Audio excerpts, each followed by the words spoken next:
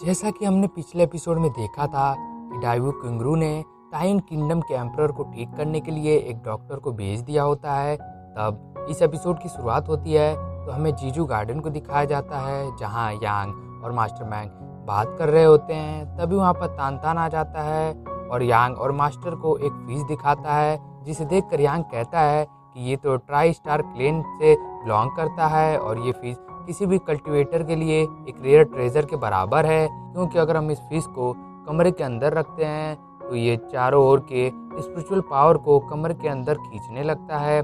तब ये सुनकर मास्टर मैंग यांग से कहते हैं कि तुम्हें तो ट्राई स्टार क्लेन के बारे में बहुत कुछ पता है, जिस पर यांग कहता है कि नहीं मास्टर, ये तो मैंने एक बुक से पढ़ा था। तब मास्टर मैंग उसे अपनी एक स्वॉर्ड देते हुए कहते हैं कि इस स्वॉर्ड ने मेरी बहुत मदद की है और आज ये मैं तुम्हें दे रहा हूँ, मुझे उम्मीद है कि ये तुम्हारे बहुत काम आएगी। तब यांग मास्टर मैंग और अपने ब्रदर तान को बाय बोलकर वहाँ से तायून किंगडम के लिए रवाना हो जाता है। तभी रास्ते में उसे एक पालकी जाते हुए दिखाई देता है जो कि तायून जा रहा होता है, जिसमें एक डॉक्टर डू सीकिंग बैठा होता है जो पूछता है कि और कितना समय लगेगा। जिस पर जो उस पालकी को चला रहा होता है, जिसका नाम गाओ विचेंग होता है, वो कहता है कि बस हम 100 मील और दूर हैं तायून से।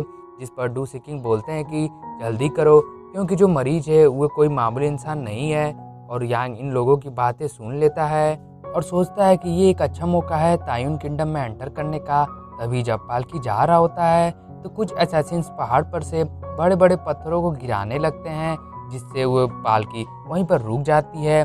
तभी वो असैसिन्स एरो से उस पालकी पर अटैक करने लगते हैं, जिसे कुछ सोल्जर्स रोकने की कोशिश करते हैं पर नहीं रोक पाते हैं। तो ये देखकर एल्डर गाओ अपने स्वॉर्ड का यूज़ कर एक आइकॉनिक अंदाज में सभी एरो को रोक देते हैं। तभी उन असैसिन्स का लीडर बोलने लगता है कि एल्डर गाओ विचैंग, मुझे लगा था कि तुमने ये सब काम छोड़ दिया है, पर तुम तो एक डॉक्टर के एक गार्ड बन गए हो।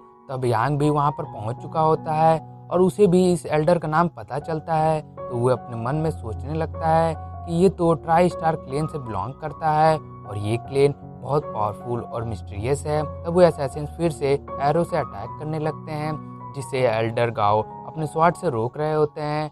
पर तभी एक बड़ा सा पत्थर पालकी पर गिरने वाला था, पर सही टाइम पर यांग अपने स्वॉर्ड का यूज़ कर उस पत्थर के 2 टुकड़े कर देता है, जिससे देखकर एल्डर गाओ हैरान हो जाते हैं और सोचने लगते हैं कि ये बंदा कौन है। पर यांग तुरंत उन असैसिन्स की तरफ से जाने लगता है जहाँ पेड़ पर से उन असैसिन्स को देख रहा होता है। तब वह सभी असैसिन से फाइट ना करके सिर्फ उनके लीडर से फाइट करने को सोचता है। तब यांग उस असैसिन्स के तरफ जाने लगता है, जिसे देखकर वो असैसिन्स यांग पर अटैक करने लगते हैं। पर यांग उनके अटैक को डॉज करके उन सबके सामने आकर खड़ा हो जाता है, जिसे देखकर असैसिन्स का लीडर कहता है कि इसे मैं देखता हूँ, तुम सब जाकर डू सीकिंग को ख़त्म करो।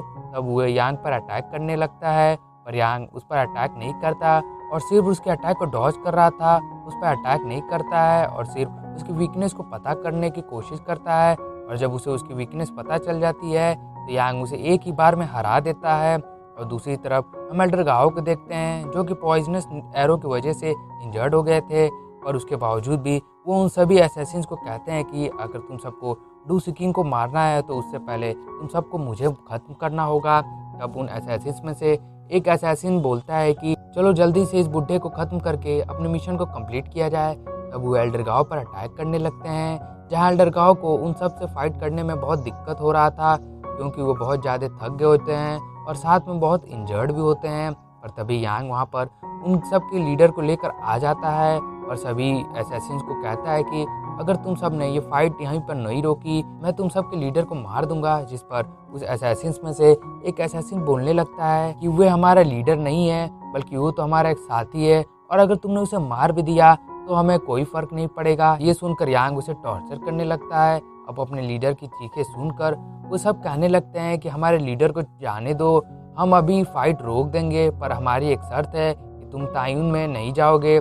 जिस पर यांग कहता है कि ऐसा तो नहीं हो सकता, मैं तो तायून जाऊंगा, पर मैं तुम्हारे लीडर को भी अपने साथ तायून लेकर जाऊंगा, और जब मैं तायून पहुंच जाऊंगा तो मैं तुम्हारे लीडर को छोड़ दूंगा। इस पर वो सब असैसिन्स एग्री हो जाते हैं, क्योंकि उनके पास और कोई ऑप्शन नहीं होता है। तब यांग उस असैसिन को कुछ सोल्जर्स को दे देता है और उन पॉइजनस एरो को चेक करने लगता है, और वो एरो उसके अंदर एब्जॉर्ब होने लगते हैं। तब उसकी स्वॉर्ड स्पिरिट उससे कहती है कि मैं इस दुनिया में मौजूद किसी भी मटेरियल को रिफाइन कर सकता हूँ और उसे एक अच्छे से वीपन में कन्वर्ट कर सकता हूँ। तो ये सुनकर यांग एक्साइटमेंट में बहुत से एरो को एब्जॉर्ब करने लगता है और एल्डर गाओ ने भी डू सीकिंग को पालकी से बाहर निकाल लिया होता है। तब एल्डर गाओ डू सीकिंग से बोलने लगते हैं कि इसी लड़के की वजह से हम जिंदा बचे हैं, नहीं तो आज हम मारे जाते। तब वो दोनों यांग का शुक्रिया करने के लिए उसकी तरफ जाने लगते हैं, पर अचानक से यांग की तबीयत खराब हो जाती है। इस पर उसकी स्वॉर्ड स्पिरिट उसे बताती है कि तुम्हारी तबीयत बहुत ज़्यादा एरो को अब्जॉर्ब करने की वजह से खराब हो गई है, क्योंकि अभी तुम इतने पावरफुल नहीं हुए हो,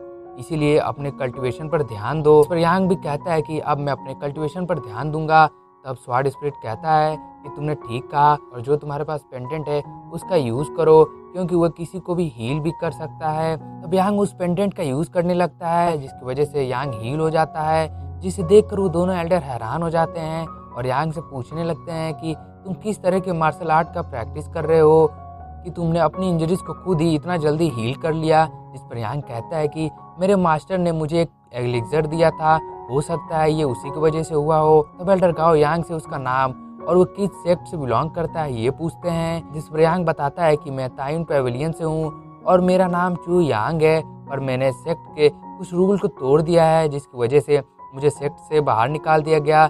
इसीलिए मैं अपने एक साथी से मिलने के लिए तायुन किंगडम जा रहा था, पर आप दोनों को खतरे में देखकर मैं आप लोगों को बचाने के लिए आ गया। तब एल्डर डू सुकिंग बोलने लगते हैं कि तुम बहुत बहादुर हो और अगर आज तुम नहीं होते तो आज हम मारे जाते और हम लोग भी तायुन किंगडम ही जा रहे हैं, तो तुम भी हमारे साथ चल सकते हो। और यांग को तो इसी मौके की तलाश थी, तो वह भी जाने के लिए एग्री हो जाता है। तब हम यांग को पालकी के पीछे बैठकर उस असैसिन्स के लीडर से बात करते हुए देखते हैं, जहां यांग उस असैसिन से उसके बारे में पूछने लगता है, जिस पर वो असैसिन कहता है कि मैं बस एक लुटेरा हूँ और मैंने आज तक बहुत से लोगों को लूटा है और मेरी कोई फैमिली नहीं है, और अगर तुमने मुझे मार भी दिया तो इससे किसी को भी कुछ नहीं फर्क पड़ेगा। इस पर यांग कहता है ये तो और अच्छा है, क्योंकि मैं सोच रहा था तुम्हें तायुन किंगडम के राजा के सामने पेश करने के लिए। जिस पर वह असैसिन कहने लगता है कि तुम्हें जो करना है करो, क्योंकि मुझे तायुन किंगडम के किंग का कोई डर नहीं है और वैसे मैं उनके बेटे टाई टियान टियान के लिए काम करता हूँ। और ये बोलते हुए असैसिन अचानक से चुप हो जाता है और इसी के साथ हमारा ये एपिसोड यहीं पर खत्म हो जाता है। दोस्तों, अगर आप लोग को वीडियो अच्छी लगे तो प्लीज़ वीडियो को लाइक और चैनल को सब्सक्राइब कर दीजिएगा। तब तक के लिए मिलते हैं नेक्स्ट एपिसोड में, तब तक के लिए सायोनारा। और कमेंट करके जरूर बताइएगा कि आप लोग को ये एपिसोड कैसा लगा।